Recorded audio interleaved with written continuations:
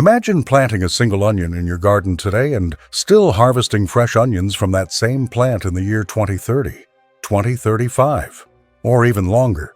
I am not talking about replanting bulbs every season. I am not talking about buying sets from the garden center annually.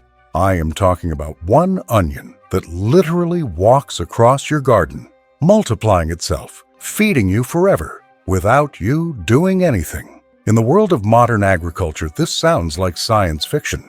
We are taught that onions are annuals. You plant them in spring, you harvest them in summer, they are done. You start over next year. But what if I told you that is a manufactured dependency? What if I told you there is a ghost onion from the 1700s that breaks every rule of the gardening industry? It never dies. It multiplies itself exponentially. And unlike the storage onions you buy that rot after 3 months, this plant produces fresh onions spring, summer, and fall for decades, continuously. So why have you never heard of it? Why is it not in every garden catalog in America? Why does the industry desperately want you buying onion sets every single spring instead of planting something once that feeds you forever? This is the story of walking onions, also called Egyptian onions or tree onions. But if you are rushing to open a new tab to search for seeds on Amazon, and you click on a packet labeled Walking Onion Seeds, you are being scammed. I repeat, you are being scammed. If you buy those seeds, you will either get nothing or you will grow a completely different plant that dies. Stay with me. I will not only explain the biological impossibility of walking onion seeds so you understand why you should never buy them, but I will also show you how to get the true immortal plant that has been passed down gardener to gardener for 200 years. You will secure an onion source for the next 5 to 10 years that requires almost zero care. Sounds incredible, right? Welcome to Verdant Wisdom. To understand why this plant is a revolution, we have to travel back to a time before supermarkets, before commercial agriculture, before the concept of buying food became normal. We are going to colonial America. The year is 1750. Winters in the northern colonies were brutal. When the ground froze, the root cellars would eventually run empty. Stored onions would rot or sprout. There were months every year when fresh food simply did not exist. This was called the Hungry Gap, the terrifying period between when winter stores ran out and spring crops had not yet matured.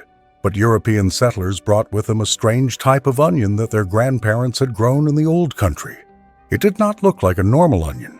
It grew tall, sometimes 3 feet high, with a thick hollow stem. And most bizarrely, instead of producing flowers and seeds at the top like every other plant, it produced clusters of tiny bulbs. Little onions growing in the air.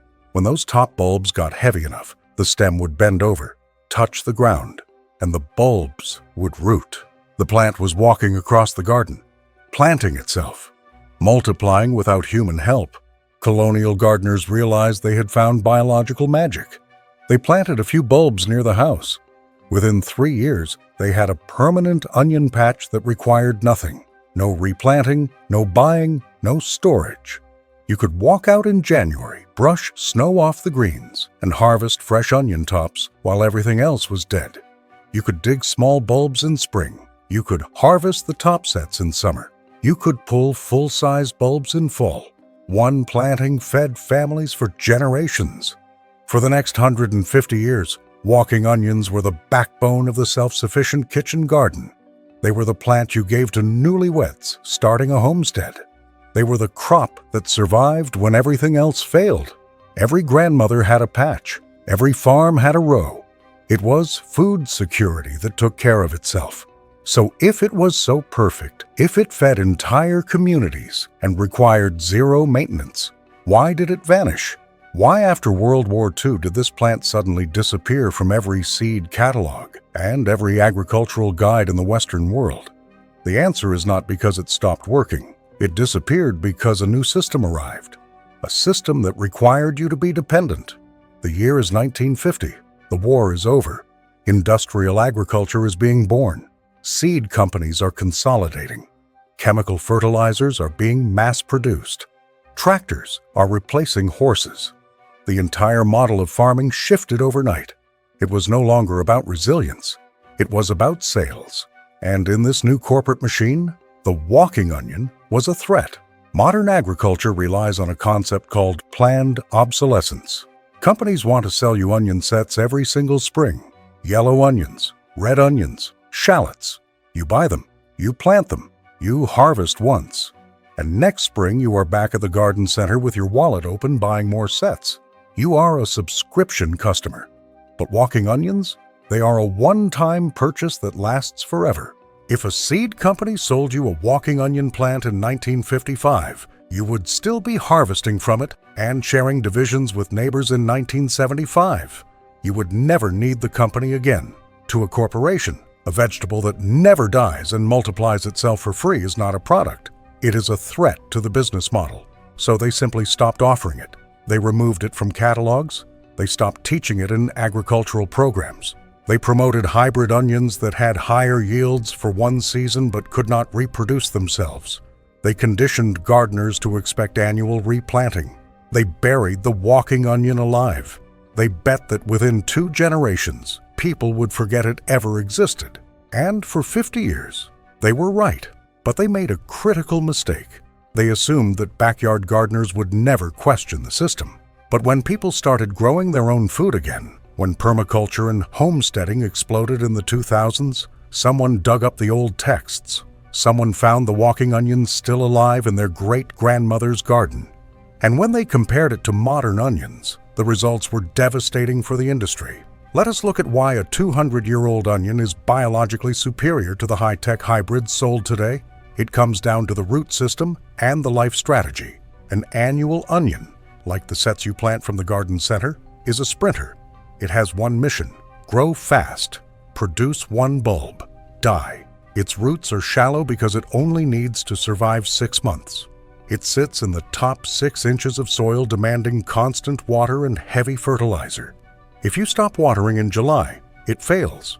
If the nutrients run out, the bulb stays small. Walking onions are marathon runners. Because they live for decades, they establish deep, perennial root systems. These roots go down 12 to 18 inches, punching through clay, reaching minerals that annual onions never access: calcium, magnesium, trace elements. The plant pulls them up and stores them in every part. The greens are more nutritious. The bulbs are more flavorful. It is not just food, it is mineralized food that the plant spent years concentrating from deep soil. But here is the real advantage: the multiplication rate. A single walking onion bulb planted in spring will do several things simultaneously. First, it will grow green shoots that you can harvest like scallions all season. Second, it will divide itself underground, turning one bulb into 3 or 4 by fall. Third, it will send up a tall, flowering stalk, but instead of flowers, it produces a cluster of 10 to 20 tiny bulbs at the top. Those top bulbs, called bulbils or top sets, are genetically identical clones. They fall to the ground, root, and become new plants. One bulb becomes 30 bulbs in one season. 30 becomes 900 the next year. The math is exponential. Within 3 years, one small patch becomes an onion forest that feeds you continuously. And this brings us back to the scam. Because the plant reproduces through bulbils, not seeds, it does not make viable seeds. Let that sink in. If you see a packet labeled walking onion seeds for sale online, ask yourself this: how did they get seeds from a plant that does not produce seeds? The answer is they did not.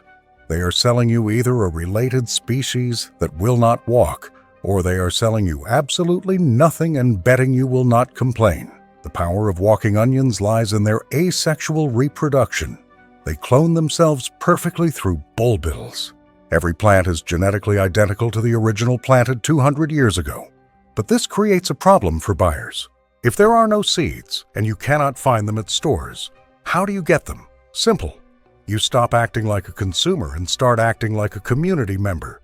Here is the protocol. Since you cannot plant seeds, you must get bulbs from someone already growing them. First, finding the source. Do not waste time at big box garden centers. They will not have them. You need to tap into the underground network. Search for local permaculture groups, heirloom plant swaps, homesteading forums, or heritage seed saver organizations. There is a network of gardeners out there keeping this plant alive and sharing it freely. Ask for walking onion bulbs or top sets. Someone will respond. Once you have those bulbs, here is exactly what you do. You can plant either the underground bulbs or the top sets. Both work identically. Plant in fall or very early spring. Dig a shallow hole about 2 inches deep. Drop the bulb in. Cover with soil. Space them 6 inches apart. Now do almost nothing. Do not overwater. Do not fertilize. This plant has survived for centuries without your help. Let it establish naturally. Within 2 weeks, green shoots will emerge. Let them grow. Do not harvest anything the first year. Let the plant build energy. By late summer of the first year, you will see tall stems rising up. At the top, clusters of bulbils will form. Let them mature and fall naturally, or pick them and plant them yourself to expand the patch faster. By year 2, you can begin harvesting. Snip green tops like scallions throughout spring and summer. The plant regrows constantly. Dig a few underground bulbs in fall for cooking. Collect top sets in late summer and plant them in new areas. By year 3, you will have more onions than you can use. The patch will be expanding on its own. Stems will bend. Bulbils will root. The colony will march across your garden bed. This is why they call it walking onion. It literally walks. And the best part, the more you harvest, the more it produces. Cutting greens stimulates new growth. Digging bulbs forces the remaining plants to divide more aggressively. It is a plant that rewards use. If you are ready to grow the onion that never dies and never needs replanting, hit the subscribe button right now. Join Verdant Wisdom, because the most powerful food systems do not require corporations. They require knowledge, and that knowledge is not lost. It is just waiting underground for you to dig it up and share it. Now let me tell you what happened when I planted walking onions 3 years ago. A neighbor who grew them gave me 12 top sets, tiny bulbs, each the size of a marble. I planted them in October. I did nothing else. No water, no fertilizer, no care. Spring came. Green shoots appeared. I let them grow all season. By August, I had 12 tall stems, each topped with a cluster of 15 to 20 new bulbils. That is potentially 240 new plants from 12 bulbs in 1 year. I harvested half the top sets and planted them in a different bed. I let the other half fall naturally. Year 2, I had over 100 plants growing. I started harvesting greens weekly. I dug a few bulbs for cooking. The flavor was sharp, complex, nothing like store-bought onions. This year, year 3, the patch has exploded. I have hundreds of plants. I've given away divisions to 6 different neighbors. I harvest greens constantly. I will never run out. I will never need to buy onions again. From 12 tiny bulbs and $0 spent since. Here is what is quietly happening right now across America. Homesteaders are rediscovering walking onions. Permaculture gardeners are trading them. Seed saver networks are distributing them. The plant is coming back from near extinction, not because corporations decided to sell it, but because individuals decided to grow it and share it. You still will not find walking onions at Lowe's or Home Depot. You will not see them in the Burpee catalog. The mainstream industry pretends they do not exist. Acknowledging them means acknowledging that food can be free and permanent. That threatens the subscription model they have built.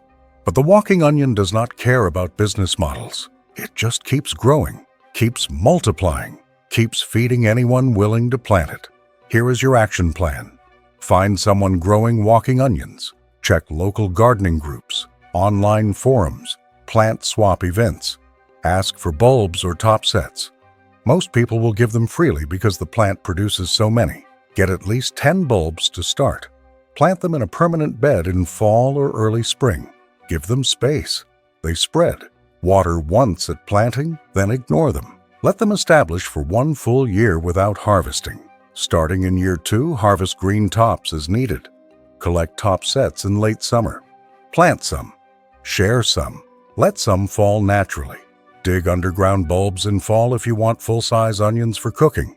By year 3, you will have a self-sustaining onion patch that requires 0 input and produces more than you need. Your neighbors will ask what you are growing. Tell them, give them divisions. The knowledge spreads person to person, garden to garden. That is how forbidden plants return. The onion that never dies, that multiplies itself exponentially, that produces food spring, summer, and fall for decades, that walks across your garden planting itself. They buried it for 50 years, called it obsolete, erased it from education, never mentioned it in gardening books, because a perennial that clones itself for free cannot be monetized like annual sets that you buy every spring. But the plant survived anyway, kept alive by grandmothers and homesteaders who knew that real food security does not come from stores. It comes from plants that take care of themselves. If you are done being dependent on the gardening industry, if you are ready to plant something once and harvest forever, walking onions are waiting, not in a catalog, not on a shelf, but in the gardens of people who never forgot. Find them, plant them, share them. The revolution does not start with corporations changing. It starts with you choosing a different system.